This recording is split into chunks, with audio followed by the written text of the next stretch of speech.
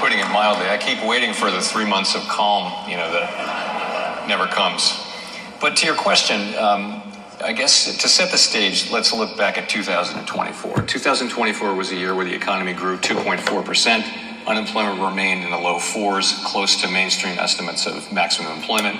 And inflation came down, was running at the end of the year around 2.5%. You missed that live from this morning.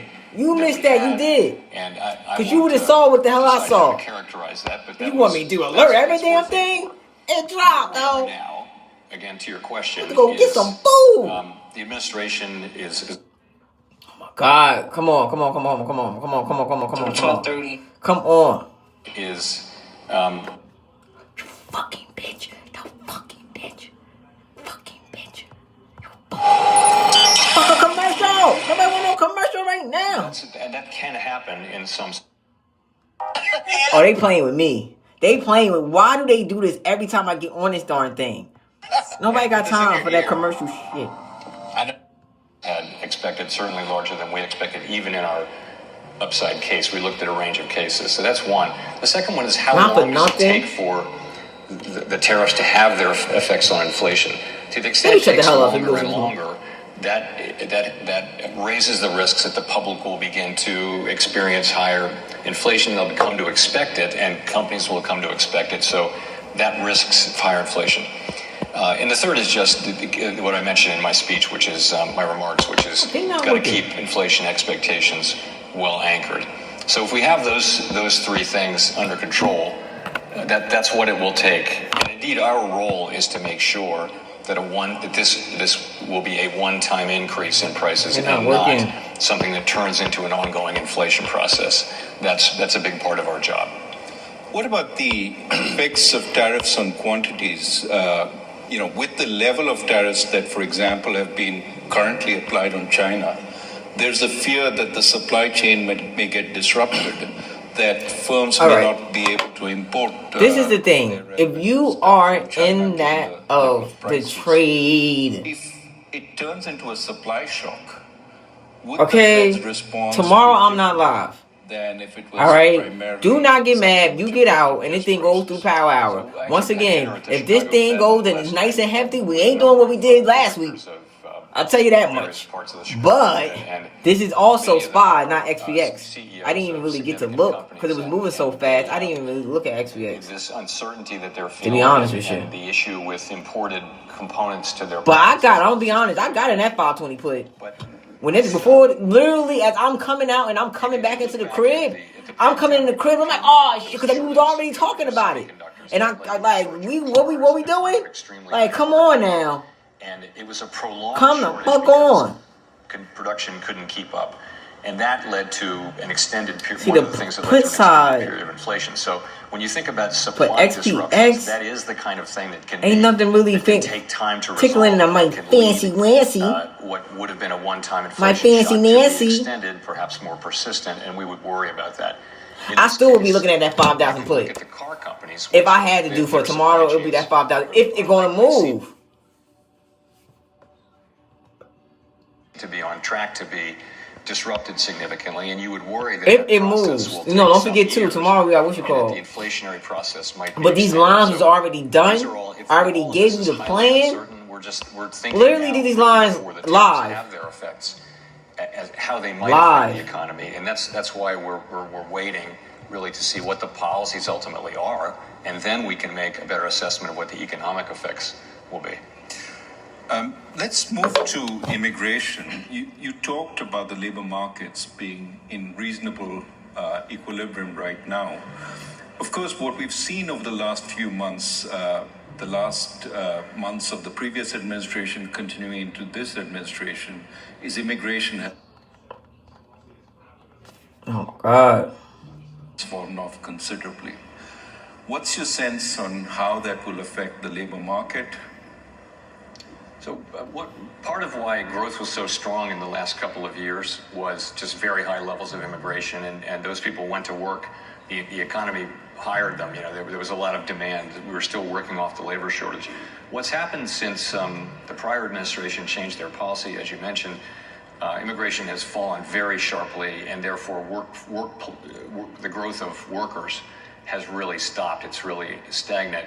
But at the same time, demand has also fallen. And so demand for workers, so payroll job creation has also fallen. And they've kind of fallen in tandem, which is why the unemployment rate has been pretty stable for about a year.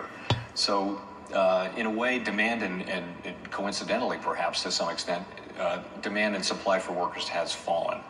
In terms of the effect on the labor market, right now we're still at full employment, and labor force participation is still strong. Wages have moved back down to levels that are now pretty sustainable, given an assumption about productivity. So the labor market's in a really good place. Longer term, the effects of immigration are not thought to matter much for inflation. The effects on demand and supply will more or less once again cancel each tomorrow other. is our Friday. We out of it. Like, Big, what the hell? You've seen in recent weeks substantial talk about layoffs in government, as well as freezes. That now that XPX, I'm doing what they need to do. That thing was 175. Now it's like 190, like 180. Like, come on now. Impact on labor markets. So it's too soon to say, but what I can say is, of course, the people being laid off in government, this is highly significant to them.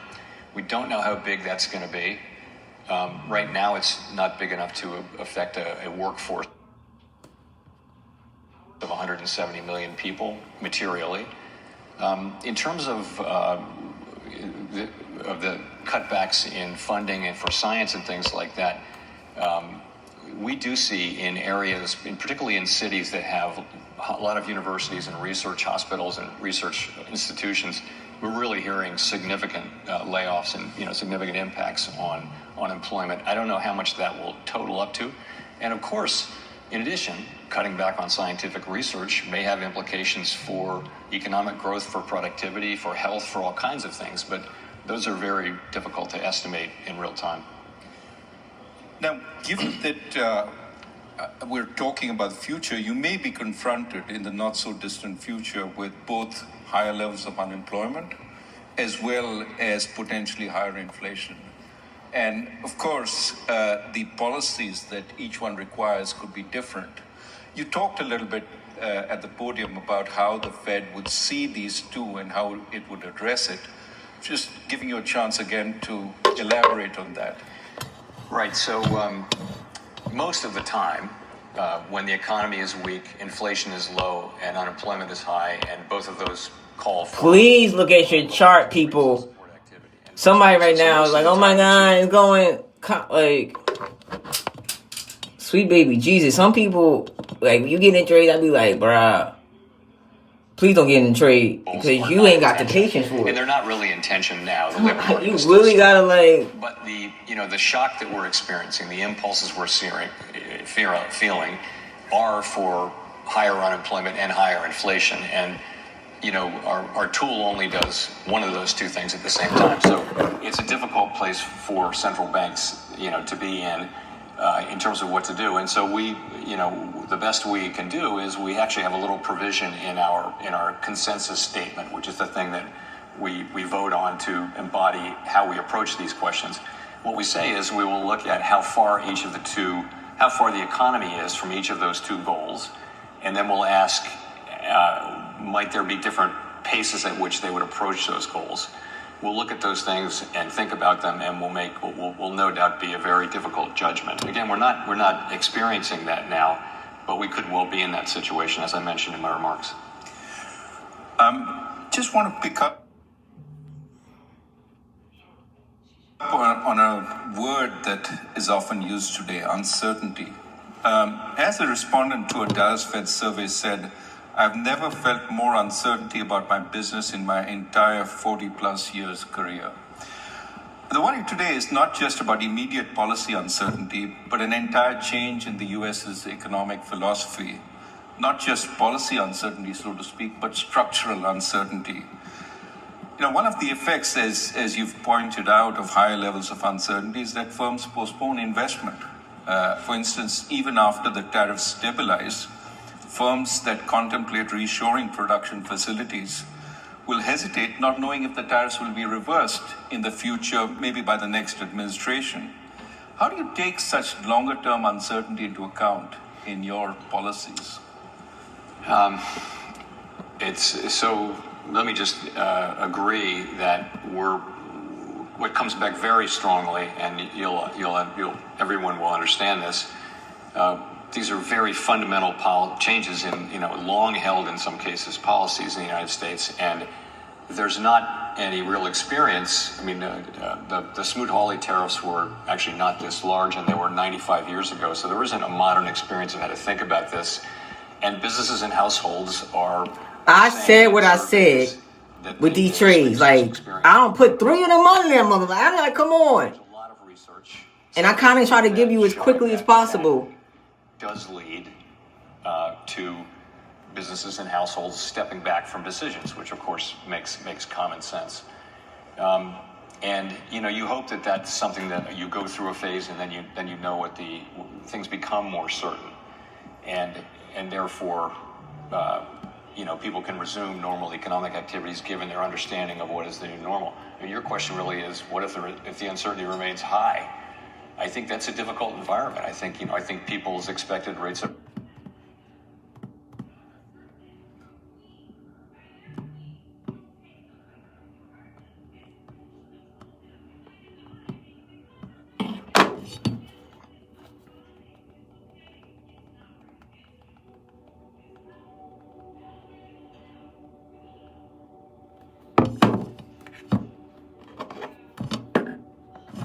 return would have to be higher. I think people would weigh on, to me, investment just in general.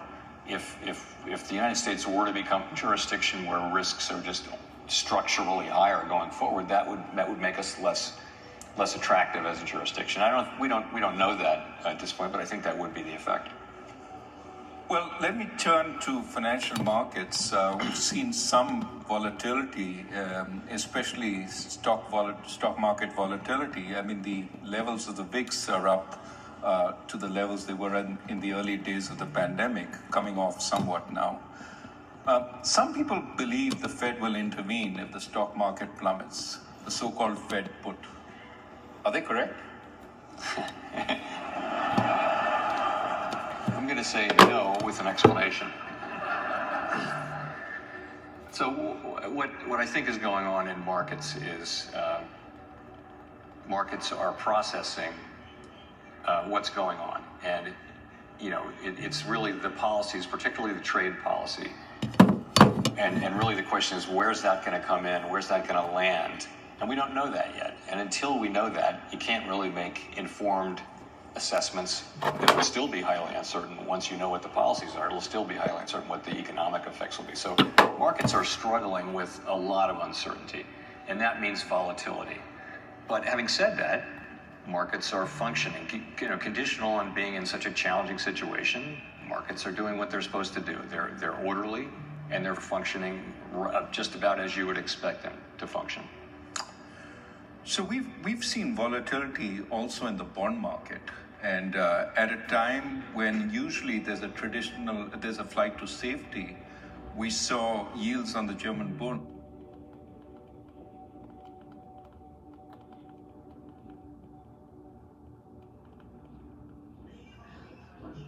and the Japanese government bond come down, but we saw yields on U.S. Treasuries go up. What do you attribute this to?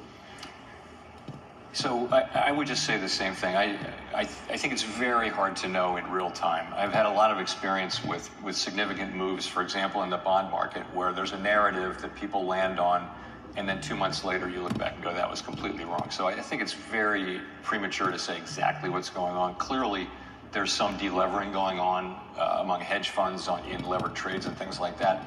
It's also, again, it's the markets processing historically unique developments, and with great uncertainty. And I think you'll probably see continued volatility. But I wouldn't try to be definitive about exactly what's causing that. I would just say markets are orderly and they're functioning kind of as you would expect them to in this time of high uncertainty.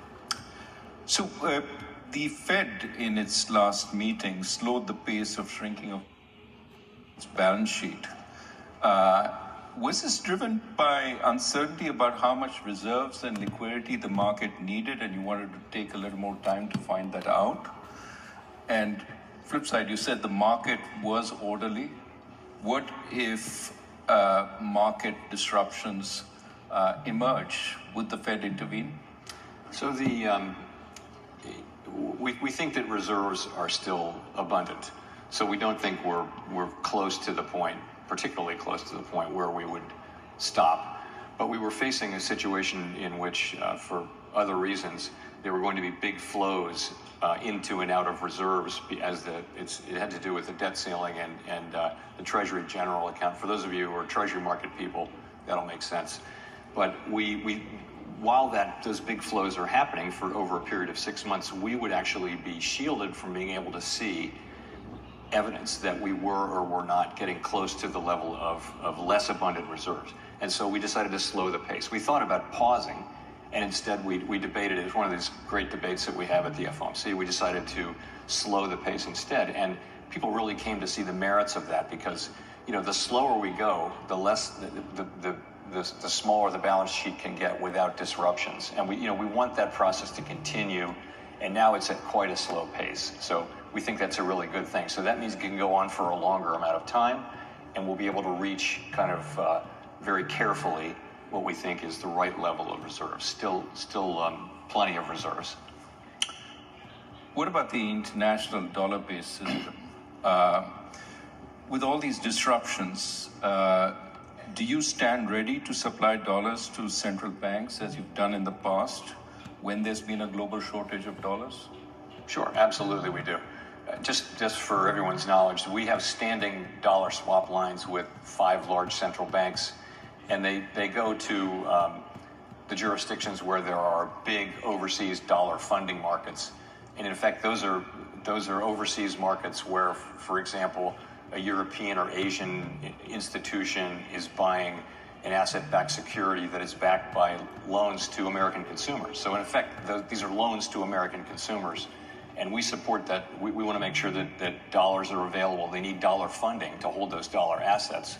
So the way it works is, when needed, we lend to the central bank in dollars, and they pay us back in dollars. They then pay in their currency. They lend on in dollars, and so we take no credit risk or anything like that. And it supports dollar funding markets. Dollar funding markets are very sensitive during times of crisis, and it's very helpful. The reason we do it is it's really good for U.S. consumers. So we'll continue to do that, just as part of the dollar being a reserve currency, the reserve currency, most important. And we will do that. You mentioned amongst the issues you were focused on was the U.S. fiscal situation. Well, clearly, U.S. sovereign debt continues to rise. And what are your thoughts on the longer-term implications for interest rates and economic stability? How much further can we go in terms of national debt before we cross a line that might be... Give me a second. So the U.S. federal debt is on an unsustainable path. It's not at an unsustainable level, and no one really knows how much further we can go. Other countries over time have gone much farther, but we're now, we're running very large deficits at full employment. And this is a situation that we very much need to address. Sooner or later we'll have to, and sooner is better than later. In terms of, if I can say from my time working on these issues, it's not the Fed's issue, but if you look at a pie chart of federal spending, the biggest parts and the parts that are growing are Medicare, Medicaid, Social Security. Give me a second. Hold on. God damn it. All right, I gotta come right back. I gotta catch this thing. I'll be right back. And those are issues that can only